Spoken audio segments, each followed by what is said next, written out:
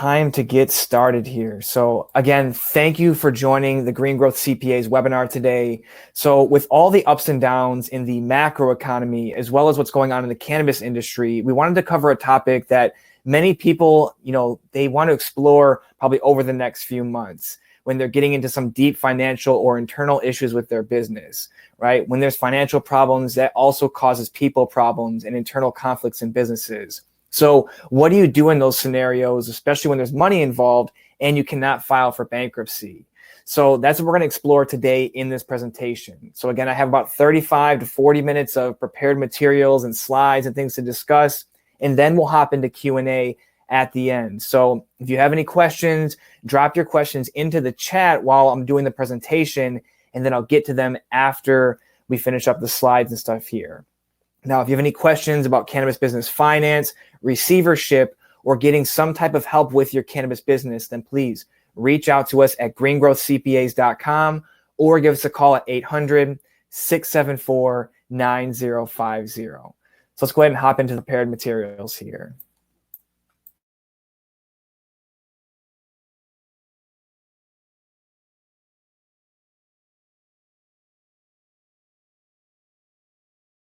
Again, thank you for joining our webinar today, where we're going to discuss options for struggling cannabis businesses.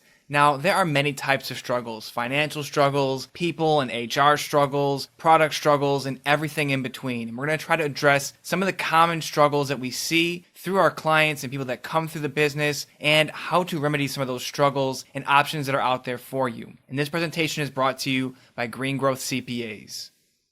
Now, a little bit about us before we get started. Green Growth CPAs is a cannabis-only tax preparation and financial firm. We help with everything from tax preparation, audits of businesses, business valuations, financial compliance, outsourced CFO duties to help you really get a grasp on the numbers of your business, all the way through IPO readiness, taking your cannabis company public to the markets. We have hundreds of active clients in multiple states around the country, as well as international clients as well. And we service all verticals in the cannabis industry, from the cultivators to the manufacturers to the testing facilities, distribution companies, retail, delivery services. So anything cash and cannabis, our firm Green Growth CPAs can help you out with. Now, before we get started with the presentation, I need to let you know that the information contained in this presentation is meant for guidance purposes only and not as professional legal or tax advice. And further, it does not give any personalized legal, tax, investment, or any business advice in general. So let's review what we're going to cover today. So first, I'm going to give you a little bit of cannabis industry context and what we're seeing going on right now. Then we're going to discuss what is receivership. We've talked about this a fair amount. I'll brush over it, kind of give you a little color and context to that. And then we're going to talk about the types of receivership. Then I'm going to go through 5 examples of cannabis business struggles that can benefit from using receivership. That includes partner or co-founder disputes, landlord and tenant issues, embezzlement, theft, and diversion, deceiving investors, and then mismanagement of funds. Then we're going to talk about the benefits of receivership. I'm going to give you 4 main benefits and how that can improve your business while you're in one of these struggles or these scenarios that can put strain on the business. Then we'll talk about a quick process overview of receivership and then a few final additional considerations.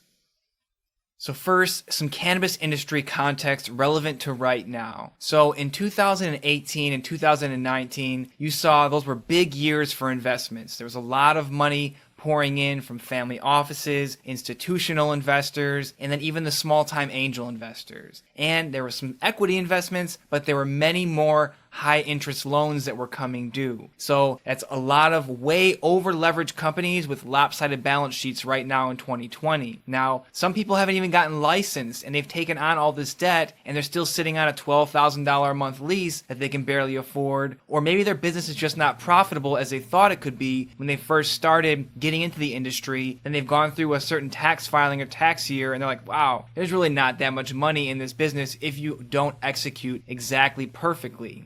Now, many cannabis businesses are not working out how investors or co-founders thought. Lots of internal conflict that then moves into the blame game. Co-founders mad at each other, investors mad at co-founders, and it all results in a downward spiraling business if it was even up to begin with. Some of these businesses don't even get off the ground. But again, you get liquidity problems, high competition, and tough regulation that really impacts these cannabis businesses and holds them down. And this green rush that everybody was sold on, it turned out to be potentially a green flop. Now, also what you're seeing is that many people saw cannabis as a get-rich-quick scheme. They were attracted by the cash-heavy nature of the business, and that kind of compelled them to commit some pretty bad financial crimes, whether that's embezzlement or fraud or tax evasion, theft, non-payment of certain things. And what you're going to understand now in the industry is that cash crimes are the new drug crimes, and these people will get caught. There's very little issues around the cannabis portion. It's more about where's the money at, how's it being spent, are taxes being collected, and things like that. Now, there is no bankruptcy for cannabis businesses, so those debts, they stick around for life. Because most of these debts are personally guaranteed, they will stick to the person who signed on that dotted line. Now, there's two ways out. Either you get forgiven by the creditor, and good luck on that, because it's probably not going to happen, or you go through a court-appointed receivership and allow the court to untie you from these obligations or help you liquidate your company so you can pay off any debts or any issues with the business. And it allows you to kind of get in front of the problem before it becomes catastrophic. And you may be saying, I'm already in a catastrophic problem. Then you really need to pay attention to what we're going to talk about today, because it can really, really help you out, help you, your co-founders, and your investors out later down the road, or right now.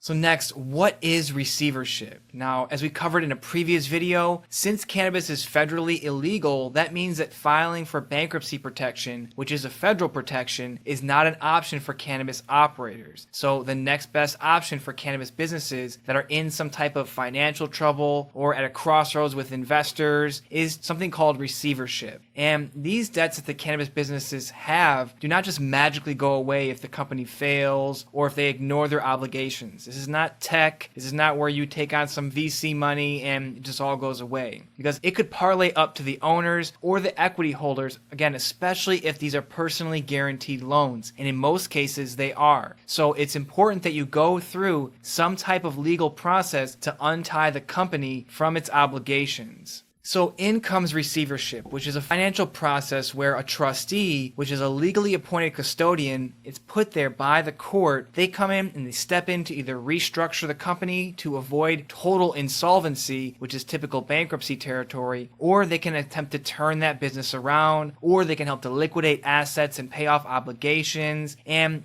get the debt paid back to the investors, and everybody walks away feeling a little bit better about the situation. Now, it has been a common remedy for struggling cannabis businesses and even ordinary businesses to try receivership before going to bankruptcy court, because many of the details don't have to go and be public, and receiverships have become very popular during the last market turndown in 2008-2009. And we did a deeper dive on receivership. I'll put the link to the video in the description of the replay for this, and you'll be able to see kind of more of the details of the process. But I want to talk about something tangible that you can sink your teeth into and hopefully, or maybe not hopefully, because I don't want anyone to be struggling, but kind of point out some issues that we see are common in the industry. If it resonates with you, maybe receivership is an option you should explore.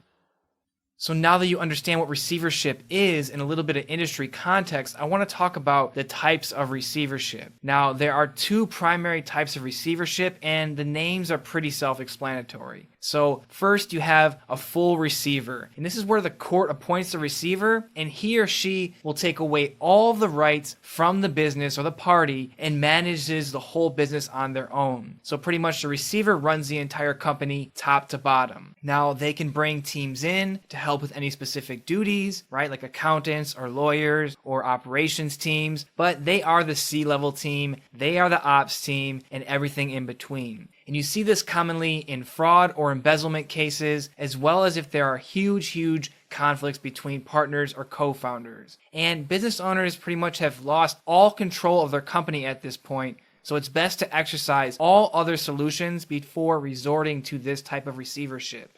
Next, you have a limited receiver. So this is where the court appoints a receiver, but the business and the owners are still able to work and operate their business, but the receiver has access to all the information and can step in at any time. You'll see this commonly if there's a simple founder dispute or heightened landlord and tenant issues or very minor mismanagement of funds. And you'll also see this when the parties are trying to work amicably together, right? There's not just like this huge heated debate. Everyone says, okay, we've got a problem here. Let's work together to solve this. Now, you see this especially if the company is still profitable or is turning a profit to some extent. There's no sense in killing a business by giving away all the direction and the management from the people that made it profitable, especially if it's still driving revenue and creating value for the shareholders, and everyone is just doing their best to rectify the situation with the least amount of damage. Again, if people are working amicably together, you will likely look into a limited receivership, or we call next is a court-appointed observer. And this is where the party or the cannabis business is under court order and a receiver becomes the eyes and the ears for the judge in the court. Now, in most cases, if no huge crimes have been committed, things like embezzlement or fraud or tax evasion, the court will start here. Now, what this does is it can buy the client time to get organized and refocused. And during the observer period, the receiver handles all the assets and the financial issues, and then the clients or the cannabis business seeks help from business development professionals such as lawyers, consultants, or accounting firms like Green Growth CPAs. Now, the benefit to going this route is that there's now a record that the business has failed, but there was no liquidation of the business. And I'll get a little bit more into that later down the road when we talk about some benefits of receivership.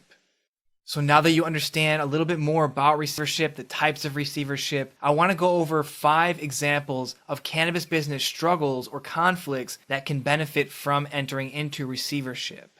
So first, partner and co-founder disputes. Now, I'm going to go and break this down into 3 aspects for each example. We're going to talk about example scenarios, how a receiver can help, as well as an ideal outcome or some type of outcome for each scenario.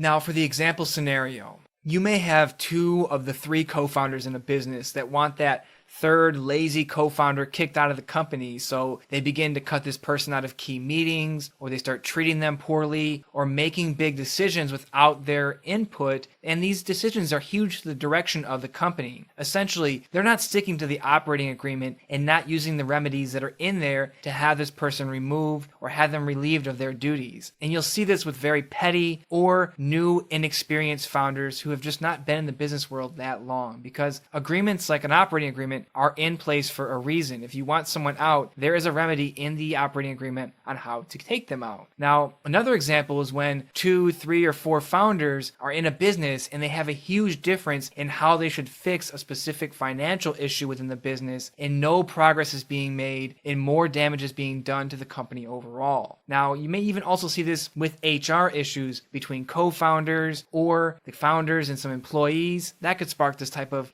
dispute that's just really impacting and put a heavy weight and a financial burden onto the business. Now, how a receiver can help in this situation or these type of scenarios. What they can do is they can come into the company and oversee the operations and be the mediator to solve the issues between the co-founders, right? Sometimes you say, okay, the investors can come in and kind of talk some sense into the guys and gals in the business, but that doesn't always work. Sometimes you need a real separate neutral third party to help with these types of conversation. And when you get that external party to bridge the communication gap and lay out all the facts and not let the emotions become mixed in, you may get a better result. And they can also help bring the investors to the table and help them have their voices heard and their concerns voiced in the situation as well, and make sure that everyone's walking away with what they need out of this scenario. Which leads me to the ideal outcomes. What you can do in these type of scenarios is create either an exit plan for that one founder or 2 founders that are not carrying their weight, or even come up with a new operating agreement where everyone's voice is heard and their positions are taken into consideration and, work from there. You could also find a new way of operating the company, maybe breaking it apart into 2 different or 3 different types of sections, because maybe that co-founder really likes one aspect of the business, right? Reorganizing the duties or even the business overall, and help achieve a majority of the goals of all the constituents or the stakeholders in the business, and then get the outcomes that are desired again by the co-founders and or the investors. And lastly, another outcome that comes from this is breaking the company up and selling it off, especially if there's a very, very heavy debt or a financial issue that cannot be solved and no one has a good idea except for liquidate the assets, sell off the business, and pay back the debts. Now, next is landlord and tenant issues. And you see this a lot in cannabis because the landlords know that they have these cannabis businesses by the skin of their teeth and, they can kind of push them around and do some pretty wild stuff to them. So an example scenario, a tenant maybe took on a lease that they can no longer afford either due to an underperforming business or maybe they're not even licensed yet and they're running out of cash, right? They may have taken on this lease, and you see this often in cities where you have to secure a property before getting licensed. And then through the licensing process, it takes 6 or 8 or 12 additional months. Now, $12,000 per month for 12 months, that's $144,000. Not everybody has that as sideline cash. So this can put a huge strain, and then the business owners just stop paying. Or maybe you also see if a landlord is not holding up their end of the deal and maintaining a property, or certain promised upgrades or TI budgets were not given. And then this cuts into the business's ability to operate, and maybe they can't generate revenue from the full building. Maybe they're only at half capacity due to some issue with the landlord. And then maybe that becomes a huge, huge financial issue overall, especially if there's external investors involved waiting for their money to be paid back. So, how can a receiver help in this scenario? They can be a neutral third party to review all of the financials and create a communication between the tenants and the landlord. And it's very easy to assume that tenants are lying. They're all about their financial situation is not true, or the landlord's being a total jerk and not being reasonable. But hey, look, you signed the lease, now you need to pay, or if you're a landlord and you promise to do something in a contract, then you need to fulfill on it. But maybe there's some type of way that the receiver comes in, reviews that financial situation, helps negotiate, and come to some type of temporary terms that can be helpful for everybody to get what they're looking for. So outcomes that come from this type of scenario is potentially reduced rent until licensing comes through, or they help find a new tenant if the business didn't get licensed and they're stuck with this lease with no alternative use case, or they say, all right, look, the TIs have to be done immediately by a certain date, or they sell the assets or ownership of the business or part ownership of the business to the landlord to align incentives, right? Bringing everybody to say, all right, as the business is more successful, the landlord's more successful. This helps take sometimes the burn rate off of the business on that rent. So those are some ideal outcomes from this scenario. Next is embezzlement, theft, or diversion of cash. And it's sad to say, but you see this a lot in cannabis. Being a cash-heavy industry, it's very easy to just peel off a couple $1,000s every couple of days or every week, or, $10,000 a month. It's very, very hard to keep track of cash. That's why, we would love to have banks. And so let's go over an example scenario or a few of them here. So first one, maybe there's a co-founder or a high-level employee that makes a deal with an external company for rates that are really unreasonably high and then is getting a kickback on the payments to that business or to that brand. You see this very, very commonly. People that have been in the industry a long time, they start competing or complementary companies. Then both those companies get additional co-founders in them, but the people that are in common between the two companies make these kind of side deals and are pulling money out of the business in an illegitimate way. And this can put a huge financial strain on the business and also lead to those co-founder or partner disputes once it's found out that they did this. Or you may have a key employee that's blatantly stealing cash from the business regularly or all in one big push. And you see this quite often at the retail level. That's why you need an intense amount of camera coverage, 2 people counting cash every time, and division of duties for the cash handling.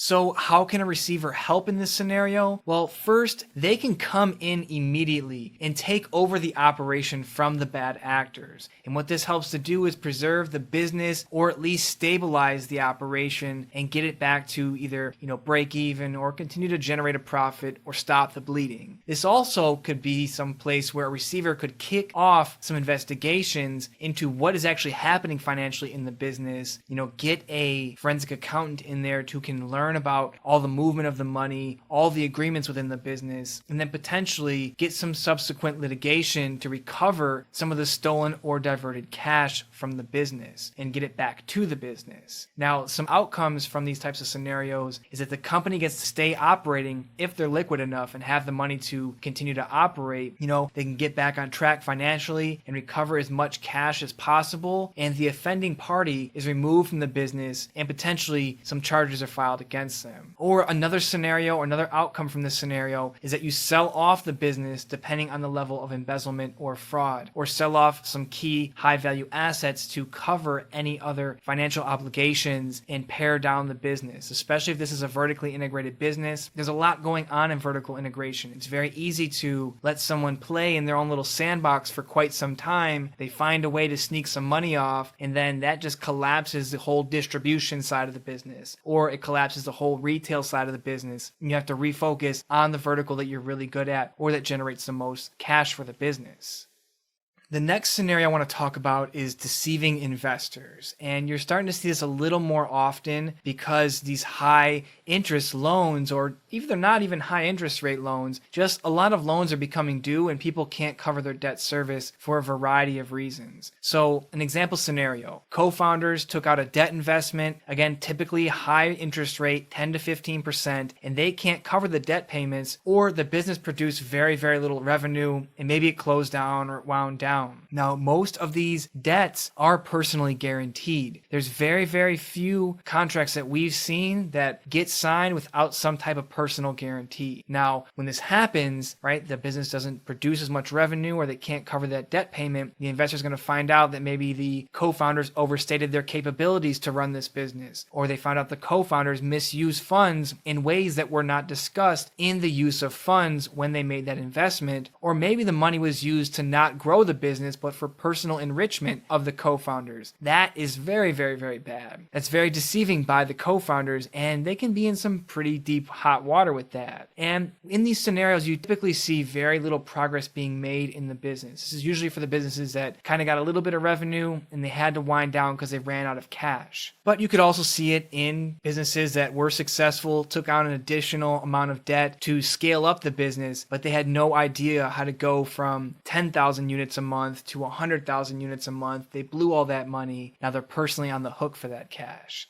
Now, how a receiver can help. So what they can do is come into the business in a full receiver capacity and stop the bleeding of the cash, especially if the business is still operating. And then they preserve the asset values if there's any valuable assets in the business, whether that's the real estate behind the business, the machinery, it could be some types of product on there, anything that's of value, vehicles, things like that. Then that receiver can also investigate the financials to see if there was any intentional misuse of funds or deception by the co-founders towards the investors. And then they could help to potentially, if the business is savable, to create a refined business plan, cut dead parts of the business out, especially again for these vertically integrated businesses, and make sure that they can, move to a place where, all right, let's start in this vertical, cut everything else out, create some cash flow, and then reopen distribution, or then reopen cultivation. Let's focus only on the retail. A receiver can pretty much come in and become the entire operating team for that company. And they're not going to do this alone. They will bring in professional teams to help run this business. They are not Superwoman. They are not Superman. They have to get help from teams. Now, outcomes from this type of scenario is the sale of all the assets to recover the money loaned to the business. Or the investor purchases the business outright by just using their original investment into the business. You could say, all right, well, if you want to still be in the cannabis industry, Mr. Mr. or Mrs. Investor, here, take the entire business and all the assets, and then you can have it. There's usually an open bidding for these types of businesses, but if no one outbids you, you get to keep the business and move from there. And, usually when you kind of work on these scenarios, you try to find a way where the debtors or the business owners walk away debt-free. That's not always the case, but you can either significantly reduce the debt or reduce it all the way.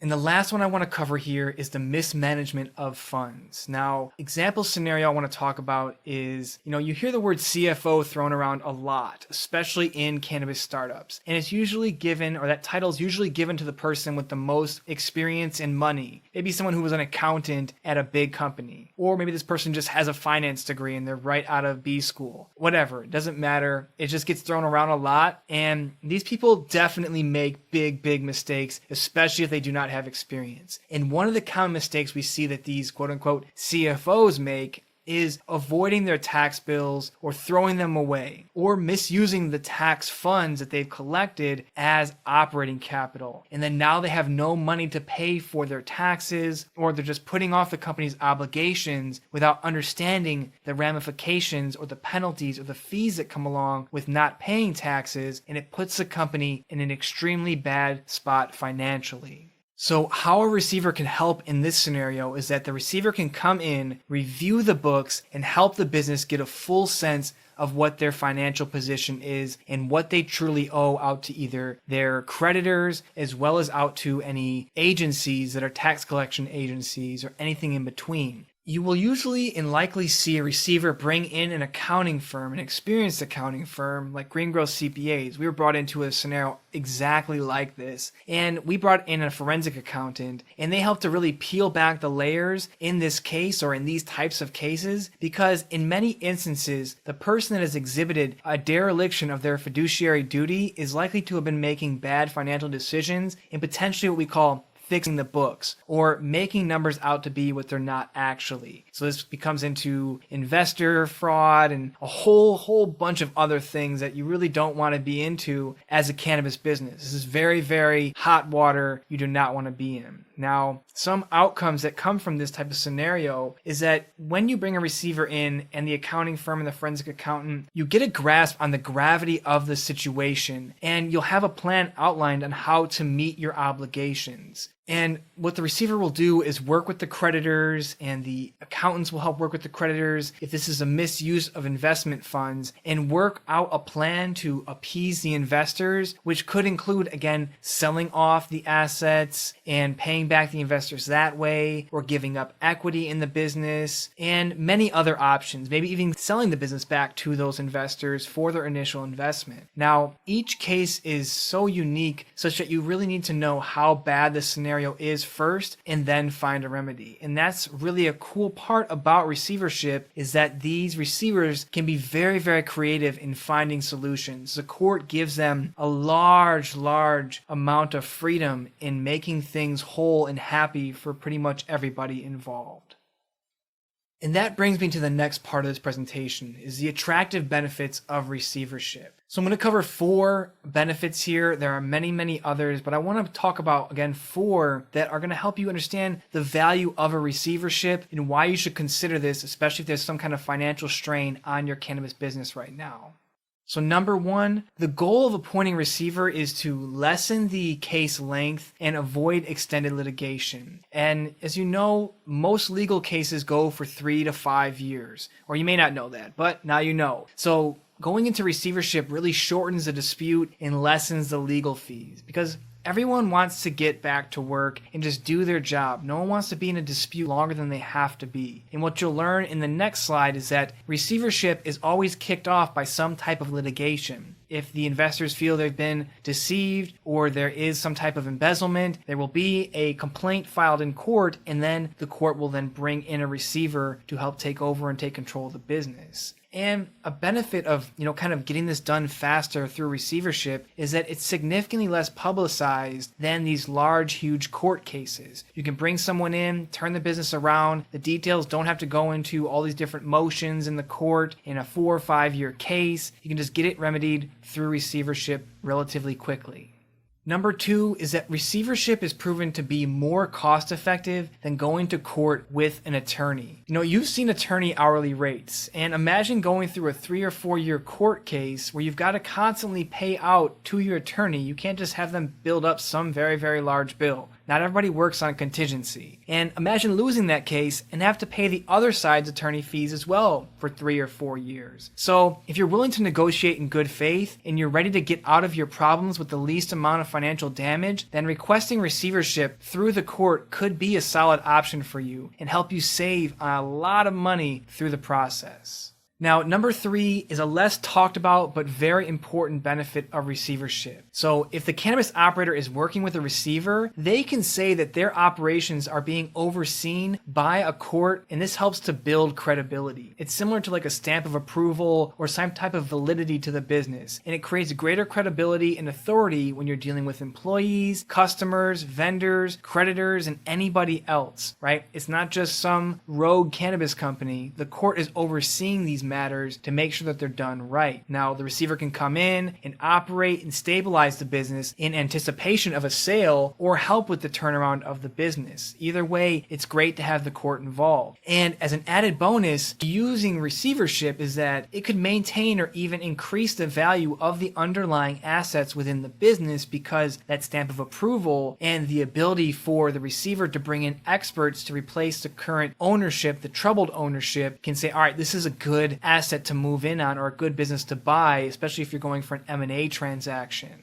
Now, number four, with full receivership, you can place someone into the business to safeguard and preserve assets as well as stop any fraud that's going on. So in those investor fraud or embezzlement or theft or diversion cases, it's very, very important in those types of cases to get the people out of the business right away and put someone in there, receiver, to stop all the issues or to at least put an arrest to them for the moment being. And this is especially important as well as in those nasty, nasty founder disputes where there's a huge disconnect in where 2, 3, or 4 founders think they should take the business or how they should solve a financial problem. So now, once the full receivership has gone on, they can, really bring in the teams to build up the business or to kind of figure out what's going on, how to sell off these assets, find strategic buyers for these things, and kind of preserve and bring out as much value from those assets. And then the receiver can then institute any litigation to recover any fraudulently conveyed assets, as well as, get a quick investigation into the debtor's financial affairs. When you go into full receivership, the management of the business is given directly to that one person and their team that they bring in. The whole C-level team is taken out. The ops team can be taken out. It's at the discretion of the receiver as well as what powers that the court gives this receiver. But at any rate, what I'm getting at is that once you set this person in there, you really get to get a full light shined onto the business and really see all the details that if the current management was in there, they would do their best to hide these issues.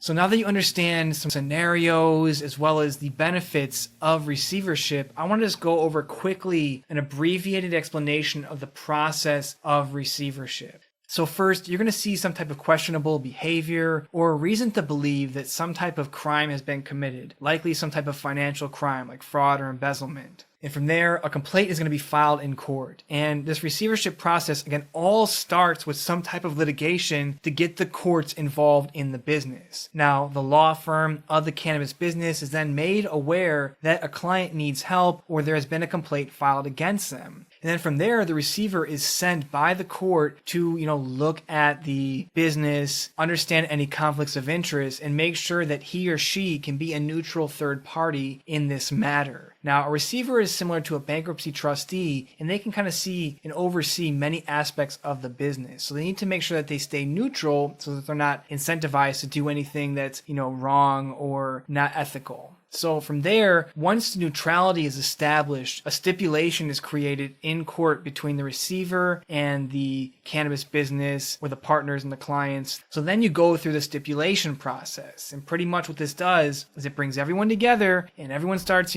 fighting it out in the interview room and the, talking and throwing things out and kind of laying the entire landscape of the scenario out there. The receiver's going to talk to them individually, kind of trying to bring some common ground there. They can be on the record, they can be off the record. And then once they kind of figure out what's going on, all the facts are laid out, the court will then outline the duties appropriate for the receiver for this specific case, because not every case is the same. They all have their different nuances in what needs to be done by the receiver. Now, from there, both sides of the case agree to the said stipulation in the last step from the court, and now the receiver can actually get to work. And this is where a lot of the process is at. So for example, if financial crimes have been committed, they would bring in a forensic accountant to investigate and comb through the books. Or if there's a mismanagement or founder disputes, they could manage the business back to success or stabilize the business. Or they could execute specific sales of assets to recover some value for the investors or the creditors. The stipulation will give the outline of the duties and the tasks that the receiver is to complete to remedy the situation. Now, from there, you wrap up and end the engagement, and at the end of this engagement, the receiver either takes on all the assets and the debt and can sell it, or the dispute is ended. It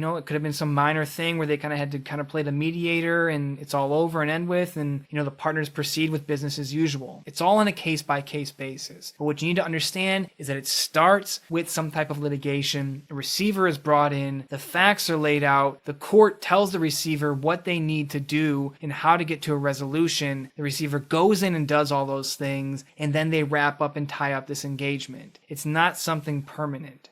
And then I want to review just two last additional considerations. So first, you need to understand what is your intended outcome before starting all of this. Now, both parties will have separate desires and separate wants and needs, but you gotta at least know where everyone sits. Do you want to keep the business open? Do you want to close it down? Do you want to recover funds, or do you want to buy out the business as an investor? Or do you want to remain partners? Or do you want to go your separate ways and break up the business because the co-founders cannot agree on anything? You just really need to know what you want out of this. And if you don't know, just say that, right? But you should kind of have some idea of how you want the future to look for your business and for your specific scenario. And then lastly, you want to also say, all right, and look at what other options have you tried before resorting to getting the courts involved in your business? Because again, remember, this all kicks off with some type of initial litigation. Maybe you found someone was embezzling money and they took all this cash. But if you just come and ask them, maybe they just give you all that cash back and there's no need to get any court involved in this. It's all been remedied, at least made whole financially. Of course, there's going to be some personal issues there, and you may want to file some type of criminal charges, but you don't have to get a receiver involved to recover those funds if you've already gotten them back. Now, once a receiver is put into place, especially for full receivership, you're not in control any longer. So make sure you exercise other options before resorting strictly to receivership. And that's where, talking to a service firm like Green Growth CPAs, we've seen this many, many times, and we can say, all right, have you tried this or this or this? And then if not, make a plan with you on how to explore receivership for your cannabis business. Now, we've covered a lot of ground here, so I want to review a few key takeaways. So first, receivership is a process that can get you out of your debt obligations and or help turn your business around. It's a very, very widespread array of what the receivers can do for your business, but getting out of your debt obligations, receivership is the only way pretty much to get out of those obligations. Now next, receivership can be used in a variety of scenarios in a full or limited capacity as dictated by the court depending on the situation. And it can benefit and even be kicked off by investors. And it can benefit operators as well. If you have these founder disputes, bring a receiver in to help be that middle ground and help you remedy these issues and potentially go on to grow your business to new heights. Number 3, receivership can be incredibly cost-effective compared to long, drawn-out legal battles. No one wants to be in court. No one wants to pay high attorney fees. Explore receivership and use that to remedy your scenarios and your situations that you're in and those struggles that you're going through with your cannabis business.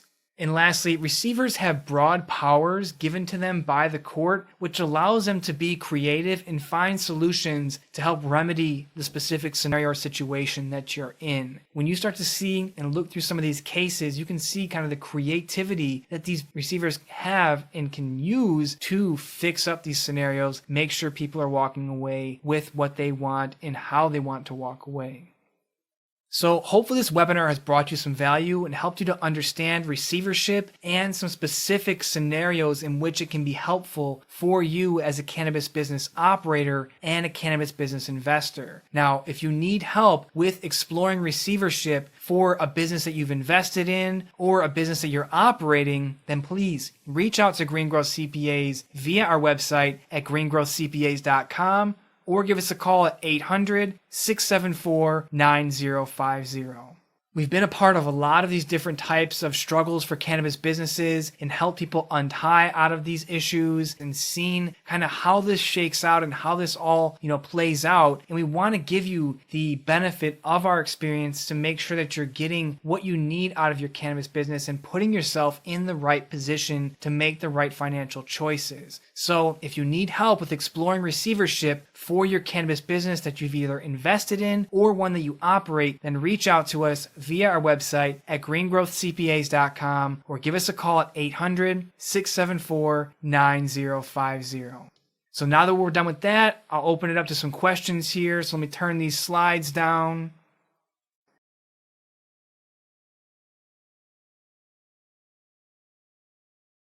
All right, so we're back to doing the live here. So any questions you have about, what we just presented here, let us know, drop it into the chat, and then we'll answer those questions. If not, again, thank you for attending the webinar today. I hope this has brought you some value and helped you to understand that when you get into some of these tough financial positions, it's, there's not many ways out, but going through court-appointed receiver and going through receivership is one way to untie yourself from these cannabis issues or these, issues that are in all ordinary businesses as well. You just don't have access to the bankruptcy system because it's a federal. So again, if you have any questions, drop them into the chat here and we'll hop into those.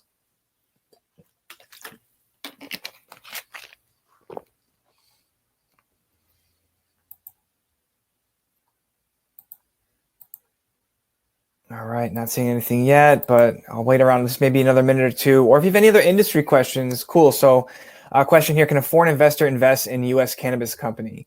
It depends on the jurisdiction. Sometimes, also how to get your money out, right? It's very hard to get money out of China, for example. There's only certain ways to do it. There's things called EB-5 money, where you can use different ways to kind of fund businesses. So that could be one way to fund a business. There's other ways to set up certain entities, fund those entities who then subsequently fund out to the cannabis business. So there are some options for it. It depends on every little nuanced scenario. I can't give a specific on yes or no, because even the local jurisdiction may do some due diligence on the money that's funding the cannabis business before they approve the licensing. And they may have limitations on how much foreign funding can come into that business. They sometimes set percentage thresholds to that. So it just depends. But thank you for that question. Great question. If there's anything else, drop those into the chat and we'll get to those questions as well. And it could be something that's not necessarily related to what we just talked about. If there's any other questions you have in the immediate moment right now, let me know. I'm down to, spend maybe 5 or 6 more minutes here answering some questions and help out, provide some value. We're just here to constantly provide value. I know you guys are probably, you're probably working hard in your business too, but there's a lot of downtime relative. We're not out to go to the movies or drive back and forth to work. A lot of us are sitting, working from home, not able to do the social stuff. So hopefully that these presentations and these videos and these podcasts that we're doing are providing some value and kind of bridging those gaps and allowing you to learn in this downtime. Any last questions, drop them into the chat and I'll get to those. Let me check the YouTube stream here and see how that's going, if there's any questions there.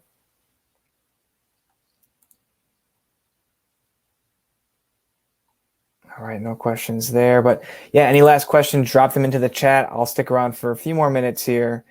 All right, Clayton asks, is receivership common in another industry that does have the ability to go bankrupt? Yes. Now, receivership is common in a lot of different industries, not anything specific that I have data to say it's going to be in automotive or this or that. Now, I brought up 2 main benefits, and I kind of glossed over one at the beginning of that benefit slide, is that receivership can be quicker than bankruptcy, as well as it can be more private than bankruptcy. When you do bankruptcy, it can be a lot more publicized, but with receivership, again, there's an initial litigation, and then you'll have the court appoint a receiver who can then kind of go in and do all the little creative work, served, and everything is good. So it's common for a lot of different industries, as well as just trying to get things done faster, lower, like a low key kind of way, and then a more cost efficient way of doing it. Because once you start saying bankruptcy, you get bankruptcy lawyers and all the money in the hands try to go into the money. And that becomes just more costly way of doing and untying certain things. Now, there are benefits to bankruptcy for other industries, right? Reorganization does work for certain things. Getting protections, telling everybody to go away, we're doing something different now. There are benefits to that. But there are benefits to receivership, and you'll see it. There's some statistics, we're part of the Receivers Foundation, or like the Board of Receivers or whatever it is. There was hundreds, I think even thousands of receivers in 2008, 9, 10, when it was like the height of the market crash then, and the number of receivers has dropped significantly. Now we expect that to go up now that we're going through this economic, macro compression. You're going to see a big compression and collapse in the cannabis industry, right? The macro markets are not really indicative of what's going to actually happen. We're sitting at like 20 to 22% macro unemployment right now. And yeah, some people have gotten the stimulus checks, and it's kind of like, patching things up.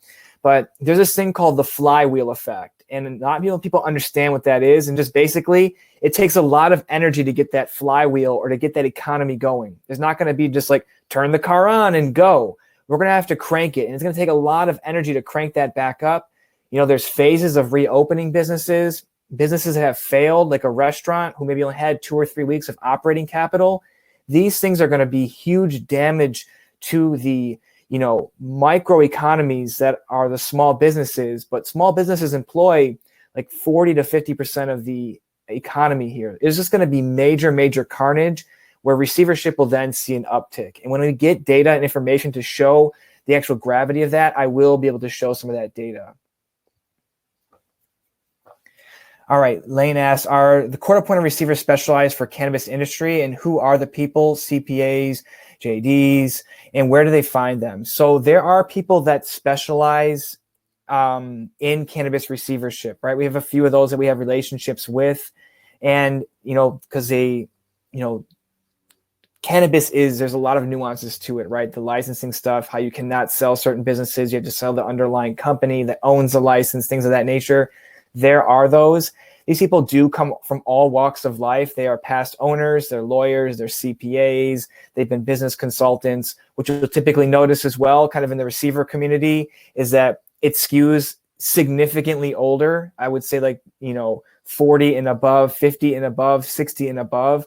You'll find very few, younger people into the receivership side of things, because it's, you need a fair amount of experience to go and execute a receivership very, very well. It's not just going to be like anybody that signs up for receivership is going to get appointed. You have to be vetted. And they will look at what are your qualifications to be a receiver for this type of business, right? So if you have no experience in the cannabis industry and there's 2 to 3 options for a receiver, they will appoint someone, or likely appoint someone who has experience in the cannabis industry and experience as a receiver to become a receiver in that type of case, or that particular case.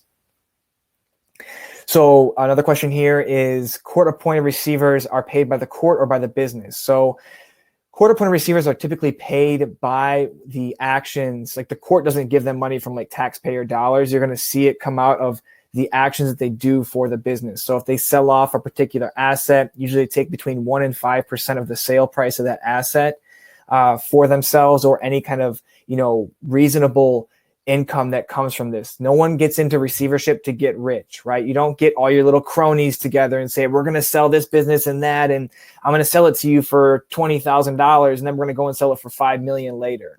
This is very well documented on how these things, there's fair market value, there's business valuations that have to be done on these things of that nature. But it's typically, receivers are paid a percentage of the assets that they sell, or amount of the revenue that they generate for that business if they create new contracts, right? It's not always about closing down the business and selling it.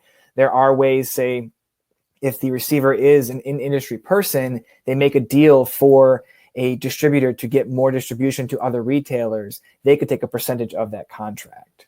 So hopefully that answers your question there. Any other questions? These are great questions. Drop them into the chat and we'll get to those as well.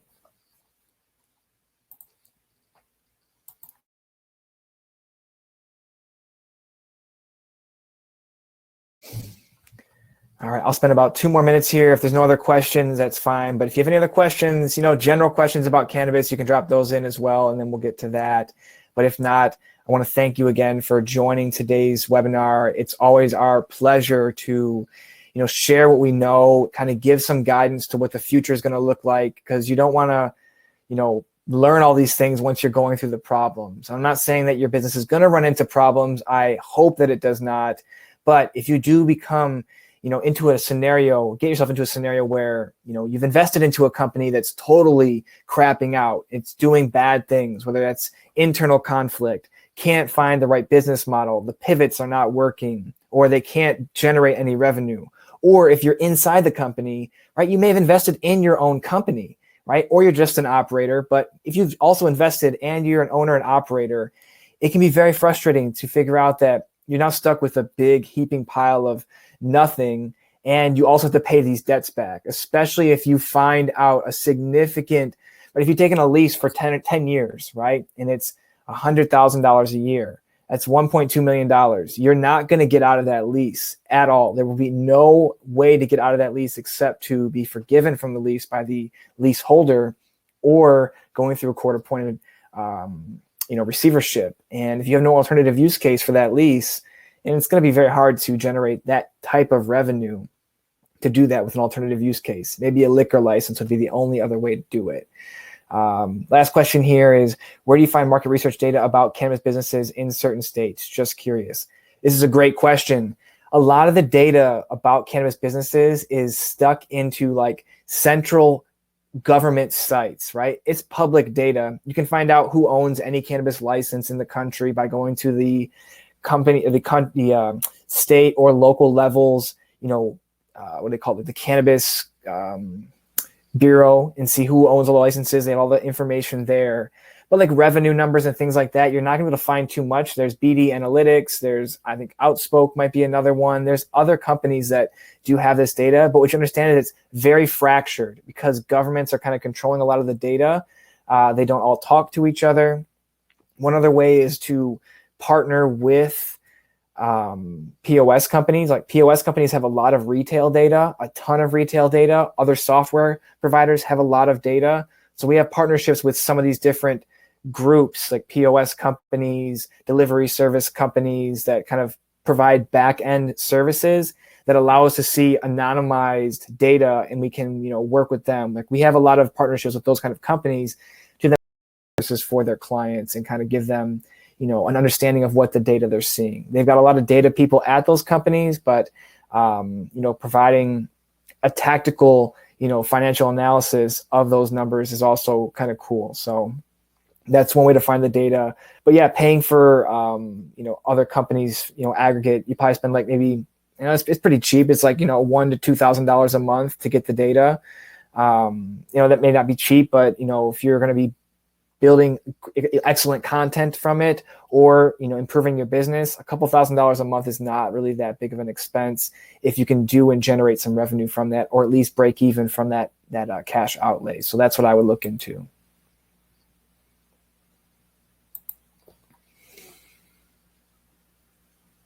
All right. So again, thank you for your time today. I'm going to sign off here. There's no other questions in the chat. So again, thank you very much for your time today. Hopefully this has brought you some value and helped you to understand different things about receivership and any issues that come up in cannabis businesses and how working with groups of professionals can help you out with that. So have a great day, and we'll talk to you soon.